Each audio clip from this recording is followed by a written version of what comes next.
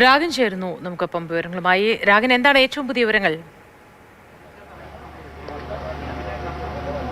11 മണിക്ക് തന്നെ കോടതി നടപടിക്രമങ്ങൾ ആരംഭിക്കും. അതിൽ ഏറ്റവും പ്രധാനമായും ആദ്യം നടക്കുന്ന കാര്യമെന്ന് പറയുന്നത് ഈ പ്രതികൾ 10 പ്രതികളാണ് വിചാരണ നേരിട്ടത്. ഈ 10 പ്രതികളുടെ തീരുമാനം, അവരുടെ ഭാവി എന്ത് എന്ന് കോടതി പ്രഖ്യാപിക്കും. ഇതോടൊപ്പം തന്നെയാണ് പൾസർ സുനിയുടെ അമ്മ നൽകിയിട്ടുള്ള ഒരു പെറ്റീഷനുണ്ട്.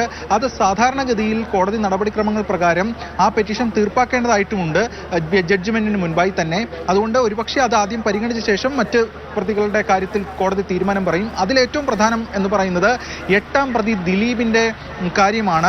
ആ 8ാം പ്രതി ദിലീപിനെ ശിക്ഷിച്ചാൽ, കേവലം ദിലീപിനെ ശിക്ഷിച്ചു എന്നതിനപ്പുറം ഈ കേസിലെ ഗൂഢാലോചനാവാദം, അന്വേഷണ സംഘം കണ്ടെത്തിയ ഗൂഢാലോചനാവാദം അത് സ്റ്റാൻഡ് ചെയ്യപ്പെടുകയാണ് ചെയ്യാൻ പോകുന്നത്.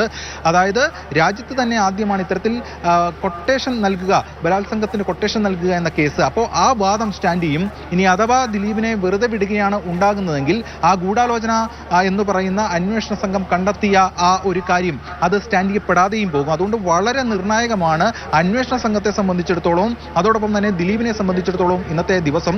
അന്വേഷണ സംഘം വളരെ കോൺഫിഡൻസിലാണ്. കാരണം ഇതുമായി ബന്ധപ്പെട്ട കൃത്യമായിട്ടുള്ള തെളിവുകൾ കോടതിക്ക് മുന്നിലേക്ക് എത്തിക്കാൻ കഴിഞ്ഞിട്ടുണ്ട് എന്നതാണ് അവർ വ്യക്തമാക്കുന്നത്. അതായത് 2013 മുതൽ ഈ ഗൂഢാലോചന നടന്നിട്ടുണ്ട്.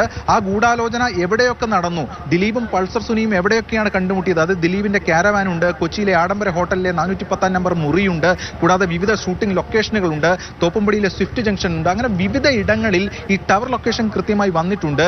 അതുകൊണ്ട് അത് ഗൂഢാലോചനയാണ് എന്ന് അന്വേഷണ സംഘം പറയുന്നു. മാത്രമല്ല, ഈ ആക്രമണം ഉണ്ടാകുന്ന ഘട്ടത്തിൽ ആ ദിവസം ദിലീപ് രാമലീലയുടെ സെറ്റിൽ നിന്ന് പോകുകയും തനിക്ക് കടുത്ത പനിയാണെന്ന് പറയുകയും താൻ ആശുപത്രിയിൽ അഡ്മിറ്റ് ആണെന്ന് പറയുകയും ചെയ്തു എന്നതാണ് ദിലീപ് വ്യക്തമാക്കുന്നത്. അല്ലെങ്കിൽ ആശുപത്രിയിൽ അഡ്മിറ്റ് ആയിരുന്നു എന്നതാണ് ദിലീപ് വ്യക്തമാക്കുന്നത്. പക്ഷേ അത് പൊളിക്കുന്നതിനുള്ള തെളിവുകൾ അന്വേഷണ സംഘം ശേഖരിച്ചിരുന്നു. അത് വ്യാജരേഖയാണ്, ആശുപത്രിയിൽ കിടന്നു എന്നതൊന്നും ശരി രാഗൻ.